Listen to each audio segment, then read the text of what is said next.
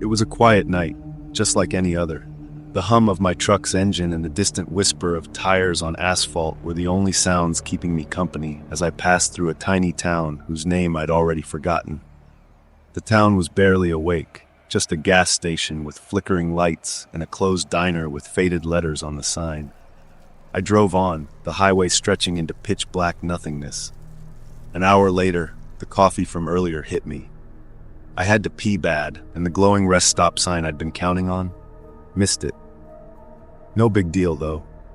The road was deserted, and the inky darkness of the forest surrounding me seemed peaceful enough. I pulled over onto the shoulder, turned on my hazards, and stepped out into the cool night air.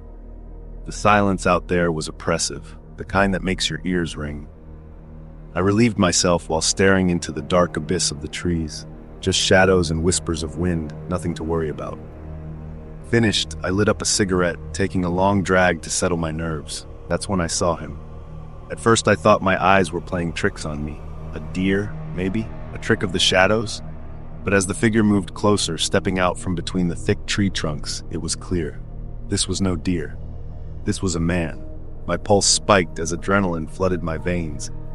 What the hell was a man doing out here, miles from anything? The highway had been empty for ages, not a single set of headlights in my rearview mirror. And here he was, walking out of the woods like he'd been waiting for me. I flicked the cigarette to the ground, heart pounding, and made a beeline for the driver's side door. Sliding in, I locked the doors behind me and kept my eyes glued to the figure. My truck's headlights barely lit him up, but I could see enough. Tall, scruffy, wearing a heavy coat that looked like it had seen better days. He wasn't running or shouting, just walking. Calm, deliberate. I put the truck in drive, ready to peel out at the slightest sign of trouble. But for some reason, I didn't. Maybe it was morbid curiosity. Maybe it was the way he didn't seem threatening at first. Either way, I stayed put, gripping the wheel with white-knuckled hands. The man kept coming, stopping right next to my passenger side window. He knocked on the glass, the sound echoing in the eerie quiet. My first instinct was to gun it, but something about him made me pause. His eyes, hollow and glassy, stared at me through the window. He didn't look angry. He looked desperate. I cracked the window just enough to hear him. "What's up?" I asked, my voice steadier than I felt. He leaned down, his face partially obscured by the shadows. His voice was low, but every word was clear, and his tone was dead serious. "I need you to call the cops." The hair on the back of my neck stood on end. "Why?" I asked cautiously, my foot hovering over the gas pedal. He hesitated, glancing back toward the woods. Then he said, "I came out here to kill myself, but I couldn't go through with it. I thought of my daughters right before I was about to do it." My stomach twisted.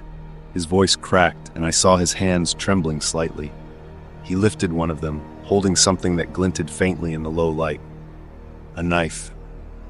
"Jesus Christ," I muttered, instinctively locking the window a fraction tighter. My mind raced. Was this some kind of setup, a distraction while someone else crept up behind me? But as I scanned the road and the woods, there was no one. Just him.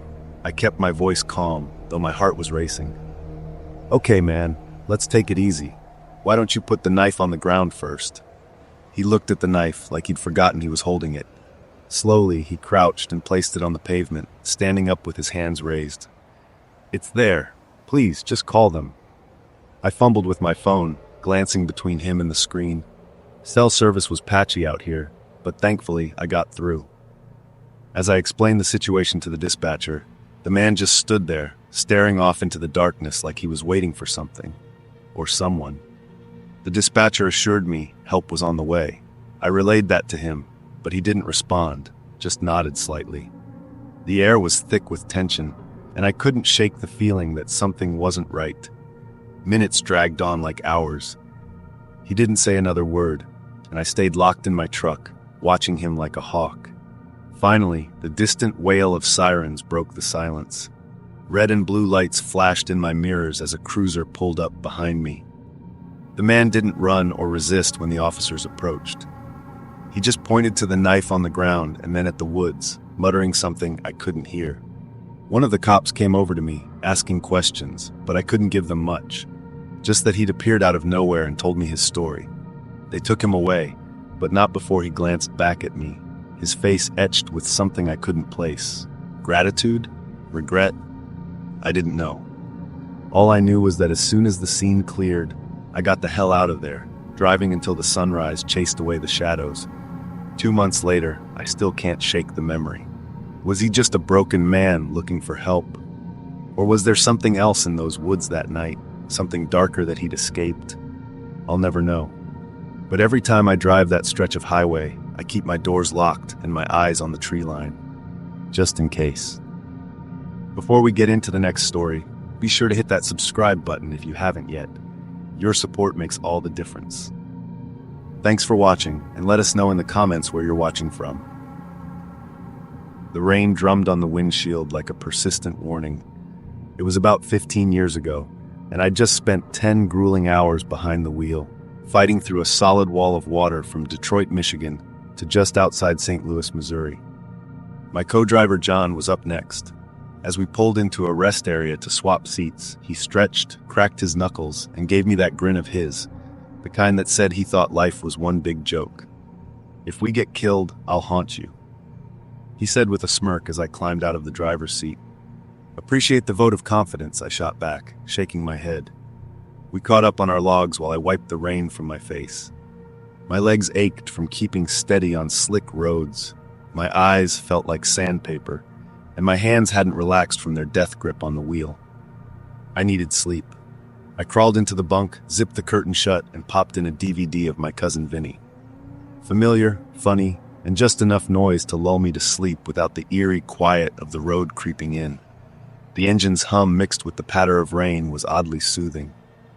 John pulled the rig out of the rest area, and I felt the sway as we merged back onto the highway. I closed my eyes, but a thought gnawed at me. What would I do if this truck went off the road? Over a cliff? Into a ravine? The answer came quick. Hit the deck, make myself small, and pray. With that grim notion parked in the back of my mind, I drifted off. I woke up to chaos.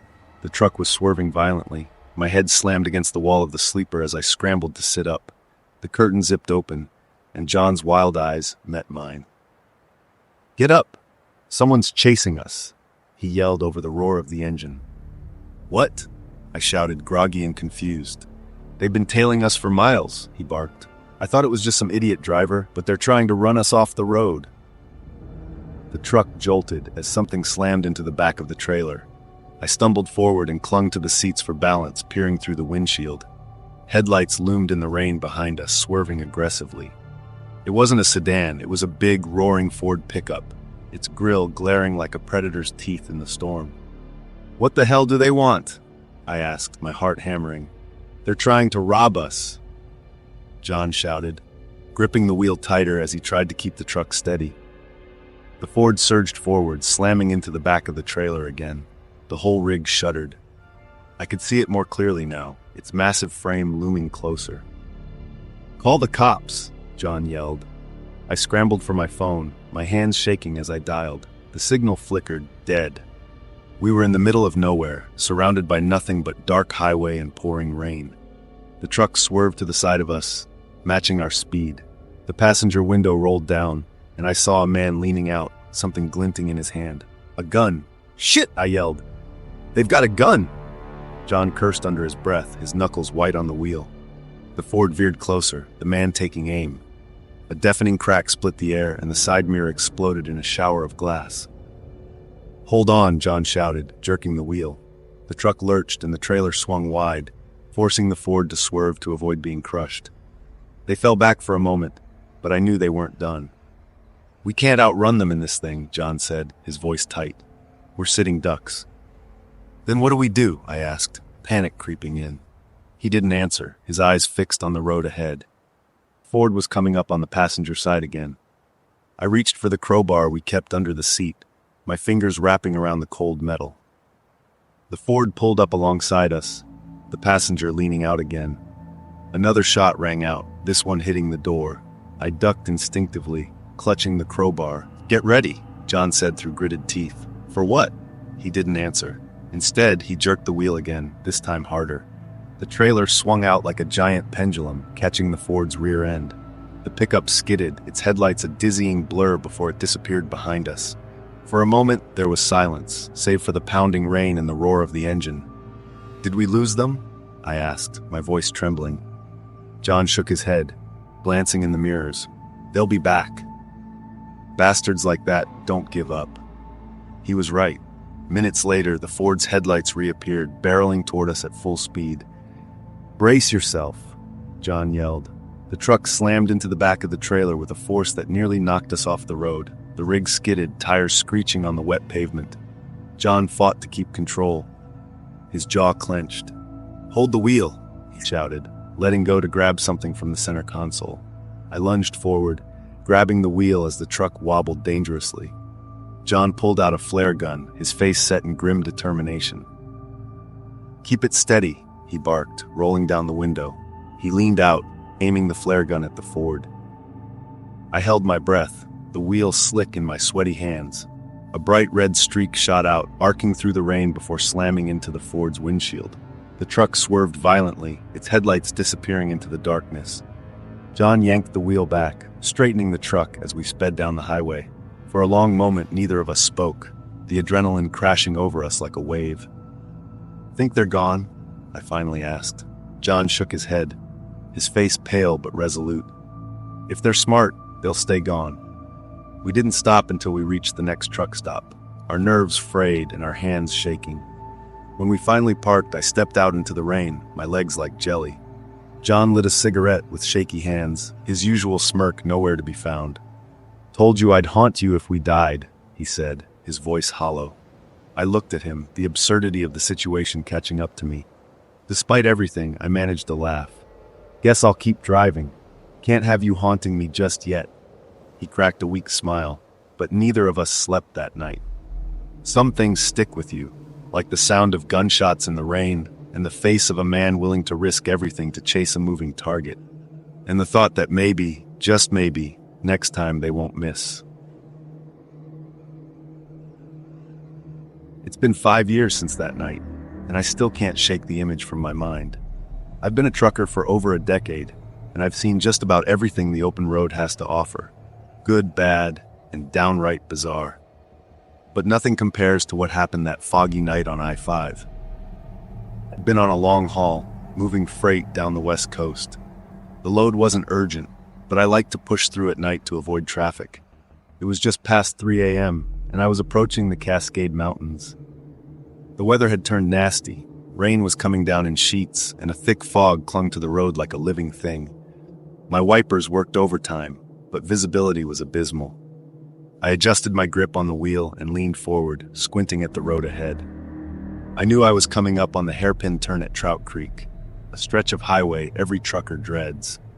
The curve was sharp, the incline steep, and the guardrails barely enough to stop a wayward vehicle. I'd driven it dozens of times before, but the conditions that night made it feel like I was navigating it for the first time. As I eased into the turn, my headlights caught something up ahead, something that made my blood run cold.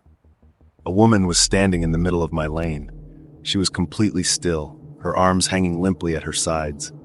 Her rain-soaked clothes clung to her frail frame, and her long, dark hair was plastered to her face. But it was her expression that froze me. Her wide eyes were locked onto mine, and her mouth was slightly open as if she were about to scream, or had been screaming for a very long time. I hit the brakes hard, my tires skidding on the wet pavement. The trailer behind me groaned as it struggled to stay in line. My heart pounded as I fought to keep control of the rig. Somehow, I managed to swerve around her, the edge of my cab missing her by inches. When I finally brought the truck to a stop just past the curve, I sat there, gripping the wheel with white-knuckled hands. My breath came in ragged gasps, and my pulse thudded in my ears. I checked my mirrors and saw 2 sets of headlights barreling down the highway behind me. 2 semis, one in each lane. My stomach sank. They wouldn't be able to stop in time. I turned in my seat just as the first truck reached the spot where the woman was standing. The impact was brutal. Even through the rain and the hum of my engine, I heard the sickening thud. The second truck followed close behind, and there was no way it could avoid her either. Neither of them stopped. I sat there, paralyzed, my mind struggling to process what I'd just witnessed. My hands trembled as I grabbed my phone and dialed 911. 911, what's your emergency? The operator's voice was calm, professional. There's a woman, I stammered. She was standing in the middle of the road on I-5 near Trout Creek. She's been hit. 2 trucks hit her, and they didn't stop. The operator asked for my location and a description of what had happened. She asked if I could stay at the scene, but I told her the truth. It wasn't safe. The road was narrow, the fog was too thick, and other vehicles could come around the bend at any moment. I promised to stay as far to the side as I could until help arrived, but I couldn't linger long. For days afterward, I couldn't stop thinking about the woman. Her face haunted me. Her lifeless gaze burned into my memory. I didn't know who she was, or why she'd been standing in the middle of a dark, dangerous highway in the middle of the night, but the questions gnawed at me. Then, 2 weeks later, the Oregon State Police called.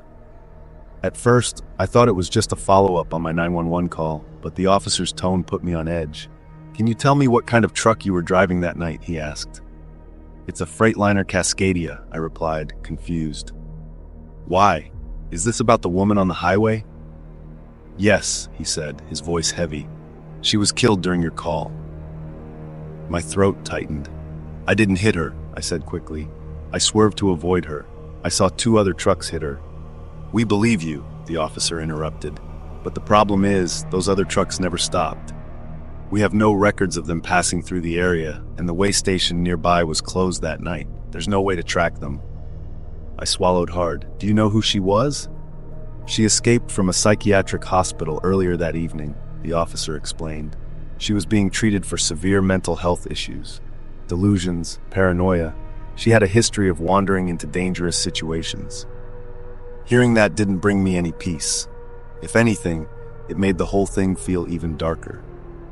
I started asking around, talking to other truckers who ran the same route. That's when I learned that my encounter wasn't as unique as I thought. For years, there had been reports of a woman appearing on that stretch of highway, always near Trout Creek. Some drivers swore they'd seen her standing on the shoulder. Others claimed she was in the middle of the road, just like I'd seen. The details varied, but one thing was consistent. She vanished just as quickly as she appeared. Some believed she was a ghost, the spirit of someone who died on the highway long ago.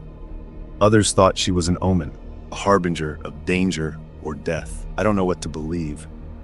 All I know is that every time I drive through Trout Creek, I feel a knot in my stomach. I grip the wheel a little tighter, my eyes scanning the road for any sign of her.